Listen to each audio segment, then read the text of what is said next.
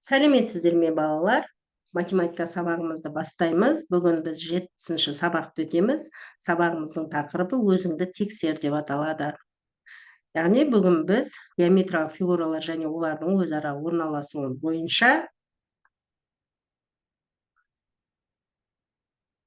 бұрыштың және көпбұрыштың түрлерін ажыратуды, бұрыштарды және көпбұрыштарды сызуды,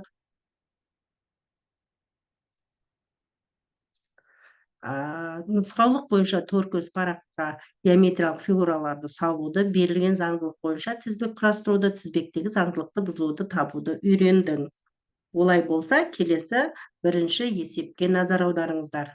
Тік төртбұрыштың моделін пайдаланып, дәптерге төбесі жоғарыда сол жақта, төменде сол жақта, жоғарыда оң жақта, төменде оң жақта орналасатындай тік бұрыш сыз дейді. Балалар, біз бұны қалай сызамыз? Қазір мен сіздерге көрсетіп өтемін. Демек, міне көріп тұрғандарыңыздай, жоғарыдан сол жаққа, жоғарыдан сол жаққа, төменнен сол жаққа, жоғарыдан оң жаққа және төменнен оң жаққа орналасатындай тік төртбұрыш сыздық. Тік бұрыш сыздық, міне балалар, көрдіңіздер ме? Дәл осылай дәптерге сызатын боламыз. Келесі. Екінші есеп, ұзындықтары 1 дециметр 3 сантиметр және 2 сантиметр болатын екі кесінді және олардың қосындысы мен айырмасына тең кесінділер сыз. Буындарының ұзындығы 3 сантиметр, 4 сантиметр және 1 сантиметр тұйықталмаған сынық сызық сыз. Бір нүктеден шығатын 4 сәуле сыз дейді. Олай болса, біріншісі бізде ұзындықтары 1 дециметр 3 сантиметр және 2 сантиметр болатын екі кесінді және олардың қосындысы мен айырмасына тең кесінділерді сызуды тауып алайық. Қанекей, қараңыздар, қойыңыздар.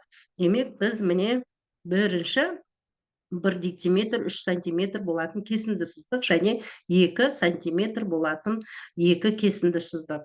Енді олардың қосындысы, яғни 1 дециметр 3 сантиметр қосу 2 сантиметр, яғни тең болады 1 дециметр 5 сантиметрге. Енді осының айырмасына тең. Демек, 1 дециметр 3 сантиметр азайту 2 сантиметр тең болады 1 дециметр 1 сантиметрге. Енді осы айырмасына тең кесінділерді сызамыз. Демек, осы қосындысына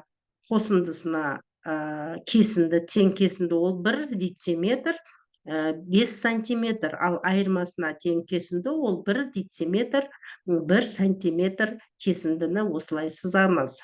Келесі, буындарының ұзындығы 3 сантиметр, 4 сантиметр және 1 сантиметр тұйықталмаған сынық сызық сыз дейді. Демек, ол міне көріп тұрғандарыңыздай ұзындығы 3 сантиметр, 4 сантиметр және 1 сантиметр болатын тұйықталмаған сынық сызық сыздық.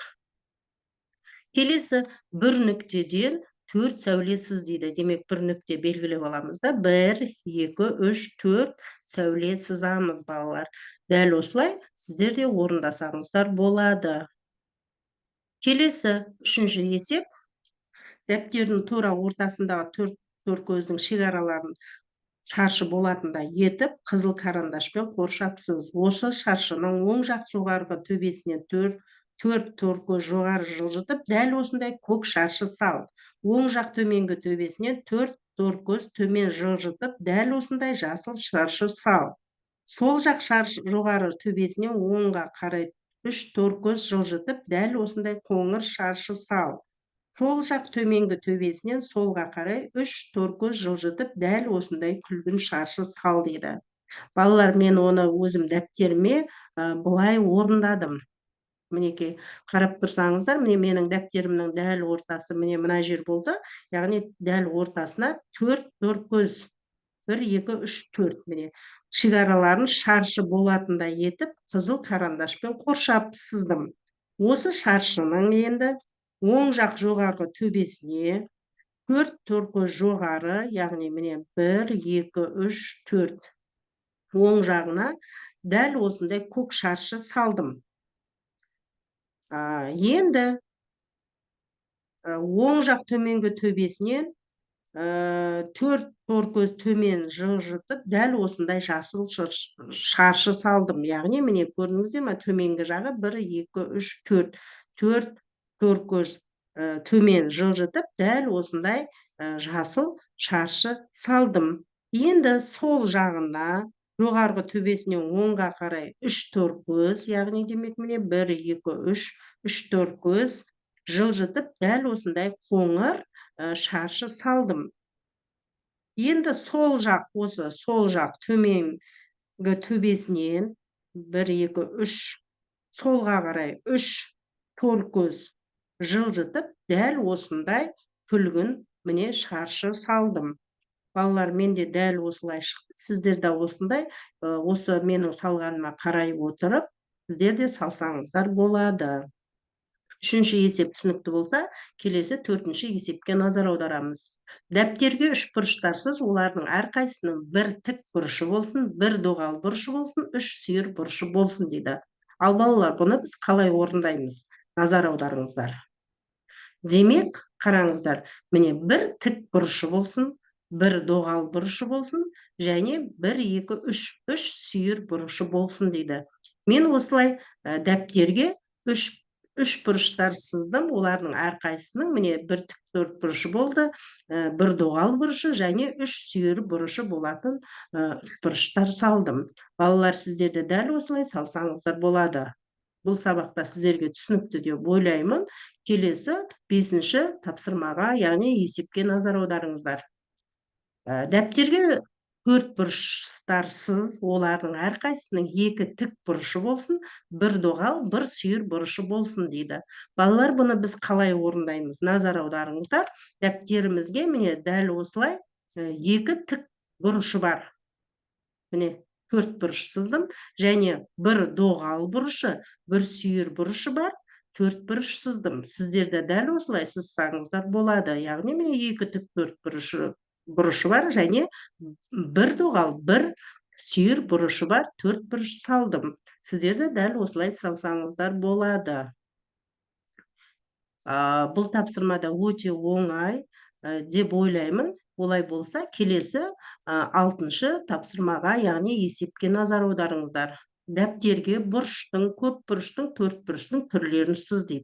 Балалар, бұл тапсырма өте оңай деп ойлаймын. Сонда да дегенмен менің орындаған тапсырмама назар аударыңыздар. Демек, бұрыштар, міне менде мынандай бұрыштарды салдым, яғни сүйір, тік бұрыш және доғал бұрыштарын салдым.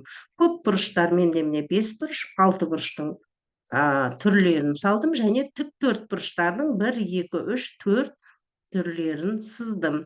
Сіздер де дәл осылай дәптерге бұрыштың, көп бұрыштың, төрт бұрыштың түрлерін сызсаңыздар болады. Бұл тапсырмада сіздерге түсінікті деп ойлаймын. Келесі соңғы тапсырма бізде 7-ші есеп. Назар аударыңыздар. Асында тура теңдік пен тура теңсіздікті ғана жаз дейді. Балалар, бұл жерде міне берілген 8 ондық, 7 бірлік, артық 99-дан 39 қосу 8 тең 47-ге дейді. 6 дециметр 8 сантиметр тең 86 сантиметрге, және 76 азайту 8 кем 69-дан дейді. Демек, енді бұл жерде біз тек тура теңдік пен тура теңсіздікті жазамыз. Қанекей, бұл жерде 39 қосу 8 тең 47, және 76 азайту 8 кем 69-дан тура теңдікпен және тура теңсіздік екен. Заңдылықты анықта, сандар тізбегін толықтыр дейді. Қараңыздар балалар, 22, 23, 25, 26, 28, 29, 31, 32, және бізде бос 4 торкөз берілген 40-41 деген сандармен аяқталып тұр. Демек, енді біз мұқият қарайтын болсақ, міне мына жерде 22, 23, бұдан кейін 25 болып тұр. Демек, бұл жерде бірінші 22-ге 1-ді қосамыз, 23, 23-ге 2-ні қосамыз, 25. Демек, бірінші біз 1-ді қосамыз, келесіде 2-ні қосамыз. Солай реттілік заңдылығын анықтасақ, біздің сонда мына жерде, демек, 23-ге 2-ні қоссақ 25, 25-ге 1-ді қосамыз 26, 26-ға 1-ді қоссақ 28, 2-ні қоссақ 28, 28-ге 1-ді қоссақ 29, 29-ға 2-ні қосамыз, 31 болады, 31-ге бірді қосамыз, 32 болады, 32-ге енді 2-ні қосамыз, сонда 34, 34-ге бірді қоссақ 35, 35-ге енді 2-ні қосамыз 37, 37-ге бірді қосамыз 38, 38-ге 2-ні қоссақ 40, 40-қа бірді қоссақ 41. Міне дәл осылай заңдылығын анықтай отырып, сандар мына жерде тізбегін, яғни бұл жерде толықтырады екенбіз. Ол толықтырылатын сандар олар 34, 35, 37, 38 деген сандар тізбегі екен, балалар.